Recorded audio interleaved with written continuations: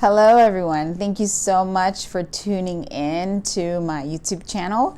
Today, we are going to learn all about Google Sites. Creating a digital portfolio never gets old because that's something that you could utilize in the event that you are looking for another position in another school or just enhancing your craft. Another reason why you would want to have a Google site is because it is a place where you can definitely build on the artifacts that you're creating. So let's say you created a really awesome lesson plan, and the result of the lesson plan was absolutely amazing, and you're able to hold the student artifacts on the website. Keep in mind that when you're putting up student artifacts, you want to keep in mind of the FERPA laws. You want to make sure that our students' identities and key information about who they are is held very private. 3, it's easy access to key documents. So one thing that I really enjoy about having my Google site is being able to collect all of the articles that I've read about teaching, about instruction, about meeting students' needs. For example, I house them in this Google site. People may say I could easily bookmark those sites, and that is true, but trust me, having bookmarked millions of sites and like scrolling through to find it, it's easy to just get to my website, my Google site, and navigate which articles I'm looking for, which ones I want to share, key documents like standards, state standards. You could always Google and type it in, but it's nice to have it in one space. So that's another reason. And finally, it provides an additional access to your family. Really nice space to have. And so today I'm going to show you how to navigate Google Sites and all the awesome features for your needs as a new teacher or a veteran teacher. So without further ado, let's get started. First thing you want to do is navigate to your Google Apps to find Google Sites. If you cannot find it, you could always type it into the browser. We're going to select a blank site.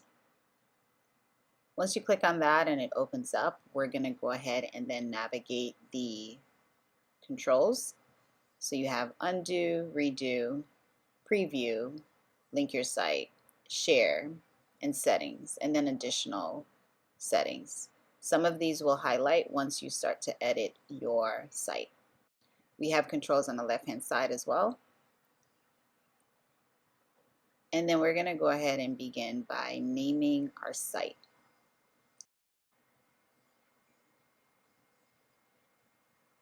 Right, once I click on top, you notice that it mirrors what I typed in previously. Then we're going to move on to naming the page. Because I'll have multiple pages, I'm going to call this Welcome. This will be my home page. And if you recognize on the right hand side, you can add all of the pretty awesome things you like onto your page. So I'm going to title. This is about section, about Miss Ian. And after I write my blurb, I'm going to add a photo. I'm going to resize the photo. Notice that you're able to drag and drop items into the section, and notice the items off to the left. Then you could basically go ahead and add as many features that you would like, insert as many features as you like. Here I'm creating a survey section for my students.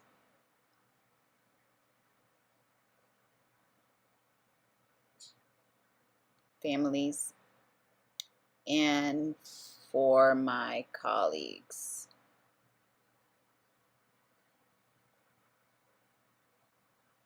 I'm going to add another divider once I'm done with this section.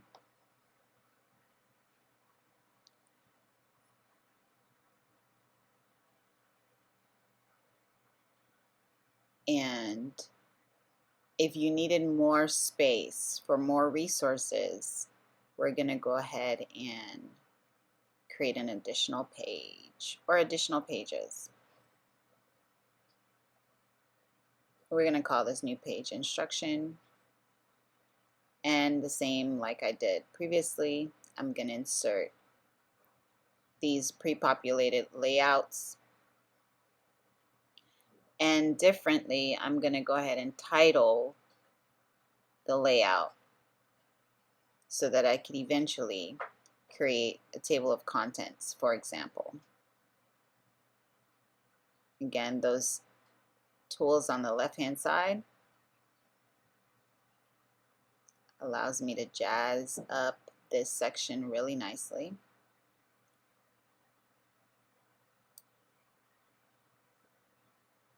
And I'm going to put my lesson plan template here. I'm going to actually put a lesson plan sample here. And then I'm going to put a unit plan template here. So whenever I'm planning my lessons, one-stop shop, I know where to go to find this information immediately. And just like how I was talking about having documents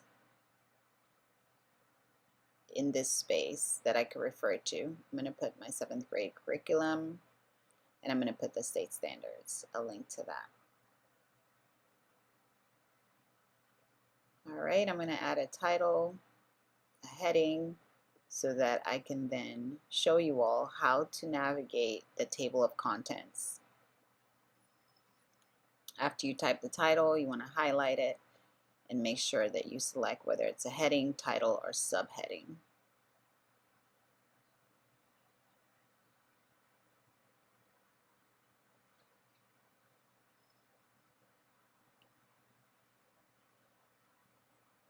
All right, some jazzing up, just a tidbit.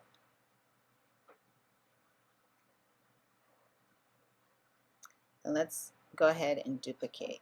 So duplicating the section above, I'm going to type in the title. Remember to highlight and select whether it's a title, heading, or subheading, and utilize the features on the left. So I'm going to put a student sample number 1, student sample number 2, and I don't think I need this part, so I'm going to delete it. I'm going to add a photo instead.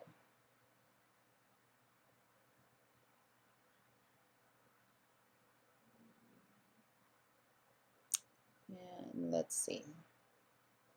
Perfect. I'm going to drag up and resize. Now we're going to insert the table of contents. As mentioned, it is a nice way to organize your page for viewers. You want to make sure that your headings, subheadings, and titles are formatted correctly so that you get this hierarchy of contents listed nice and neat. I'm checking all of these, and let's take a look at the subheading, the table of contents. I'm going to create an additional page, student/family support, and I can always change the name right in this window. I could also create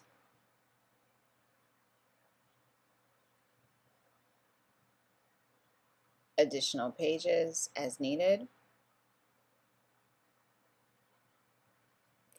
And you can actually hide a page. So this is really cool because if it is that I'm collecting my personal lesson plans, for example, and I'm making the site public, I may not want everybody to have access to my lesson plans.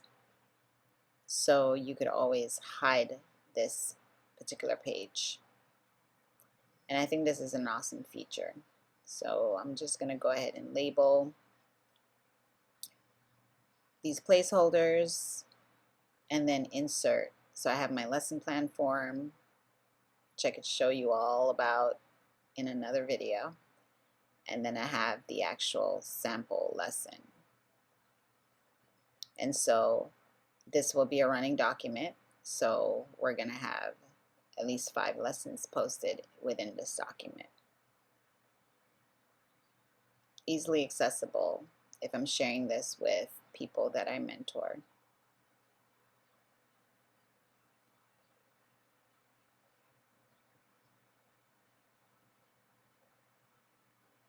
All right.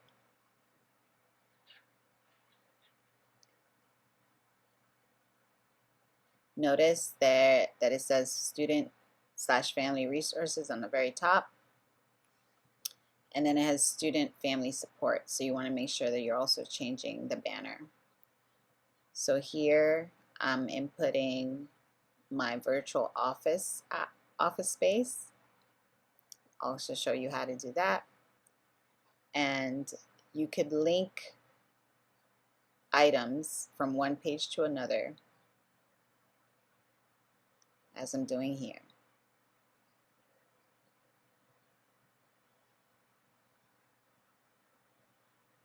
Make sure that you've created the page before the page you want it to link to before you actually link it. And so these are sub pages. These are also a nice way to organize your site. And then finally, we're going to change the themes. You could change the color, you could change the font, you can change the style. And I leave this for last because it's better to get your themes once you have your content available. And then a perk. Make sure that you share if you so want to share your site. And then preview your site so that you know how it looks like on a laptop, an iPad, or a desktop. And then bonus round. Some additional features. If you'd like to have a banner or a logo, this is how you get to that. And so I'm going to go ahead and type in a banner message.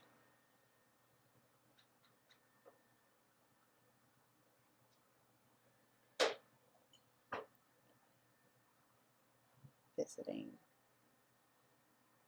And then I'm going to add a label, a button label, but make sure that you have a link that you want to include. And there you go, right on the very top. Thank you so much for tuning in. I hope that this